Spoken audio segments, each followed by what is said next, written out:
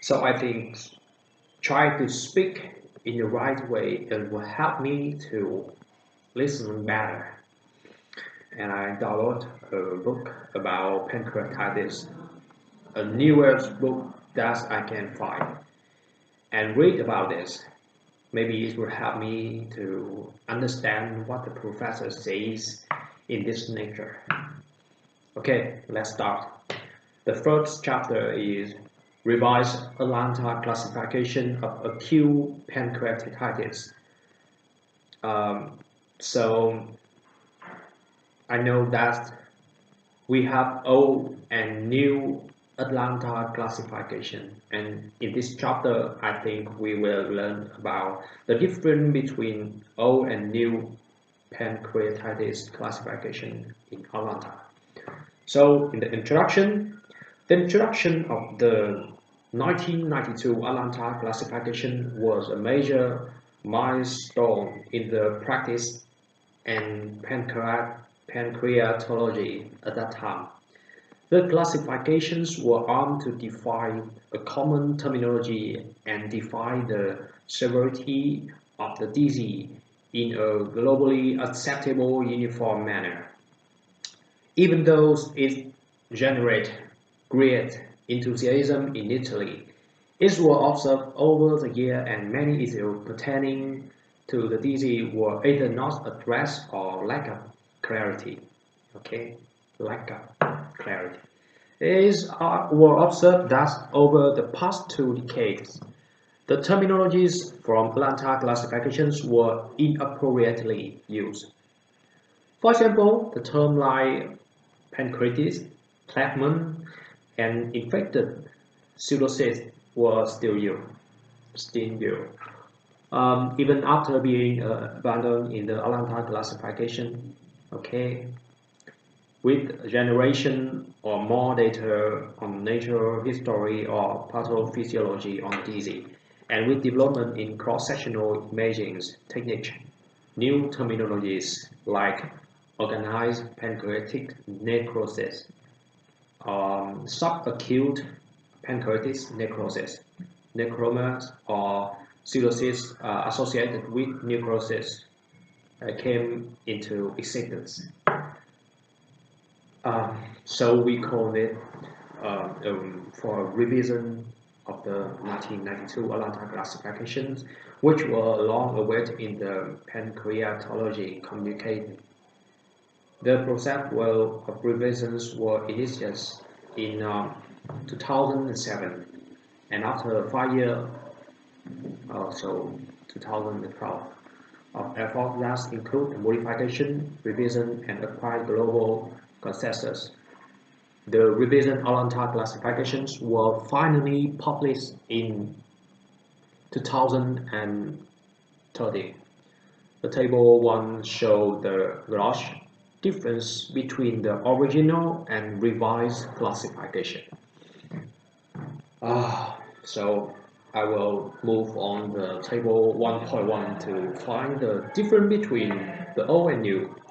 In the 1992 Atlanta classification, we have notified the threshold of amylase and lipase level for the diagnosis of acute pancreatitis. But with new classifications, we know that the elevation of the serum amylase and lipase are greater than 3 times the upper limit of normal is required to make a diagnosis. Okay, is one new factor. In the second, the inclusion of the local complications and or organ failure under the severity category. But in new classification, the presence of local complications in the absence of persistent organ failures is categorized as moderately subacute pancreatitis. Let's think about this. Inclusion of local complications and an organ failure under the severity category.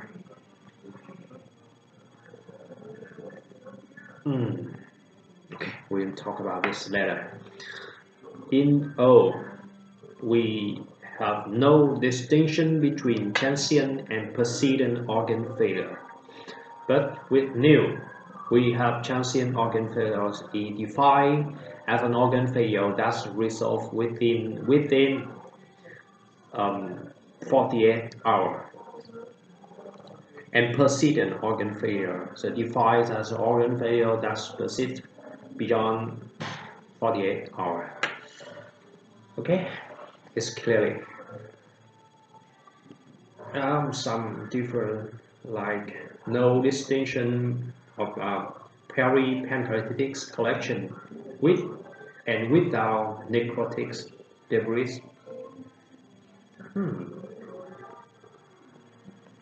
So we knew the term like pancreatic abscess have been abandoned.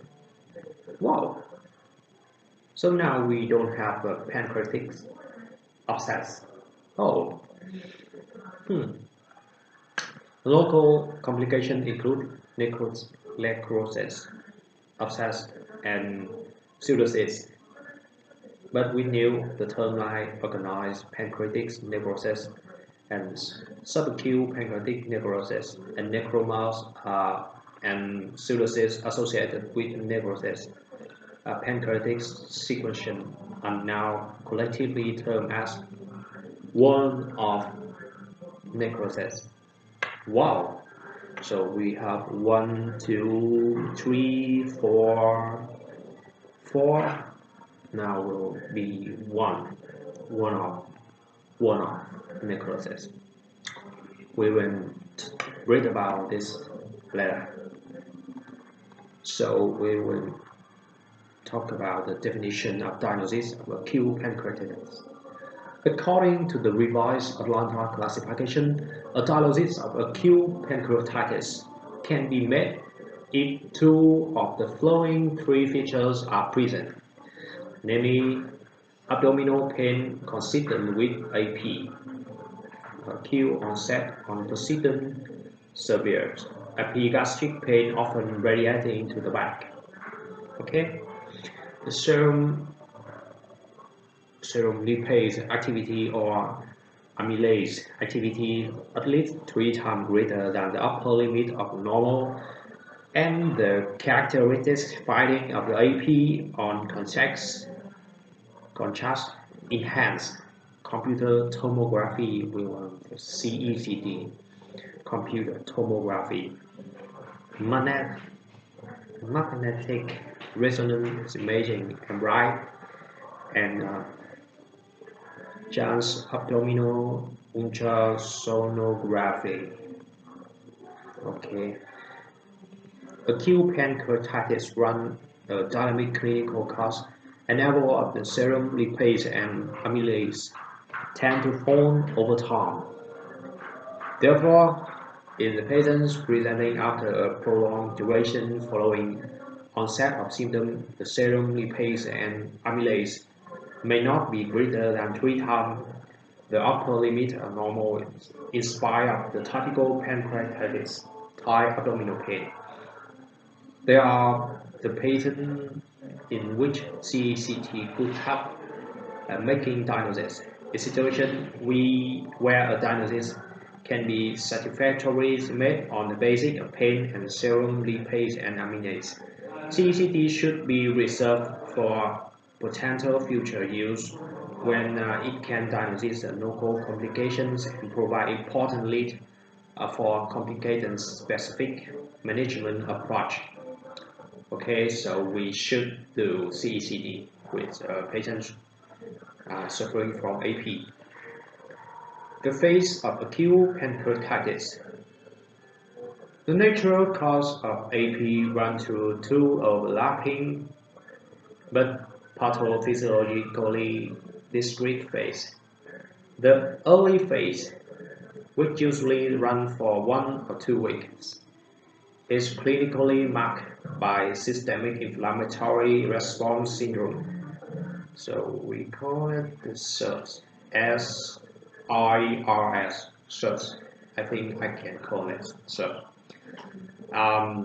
That is triggered by cytokine cascade release as a result of local pancreatitis inflammation. Yeah, the cytokine release and make inflammation. Okay, I understand. Persistent and surge during this phase could lead to development of transient or persistent organ failure. Okay, persistent organ failure, which is defined as organ failure lasting for greater than 48 hours, primarily determines at the severity of the AP in the first phase. Acute pancreatitis is a dynamic disease and has local complications to develop during this phase. However, they are not proportional to extent of organ dysfunction, thereby negating them as the predominant determinants of severity during the phase. Therefore, imaging with CCT or MRI is unlikely to be beneficial in assessment and prognostication. No, prognostication. Yeah, in this phase. In this second letter or late phase, which can run a protracted course of weeks to months. In addition, determinants or severity beside the persistent systemic inflammations in local complications. This phase is also marked by a compensatory anti-inflammatory response syndrome CARS cause, which make the patients prone to infection. Thus, in turn, can be future determine severity by contributing to organ dysfunction. Therefore, beside the clinical monitoring, meticulous elevation of the local complication by accurate imaging also become essential during the phase. The distinguishing between the different types of local complications would not only have to prognosticate, but will also aid in selecting appropriate treatment modality.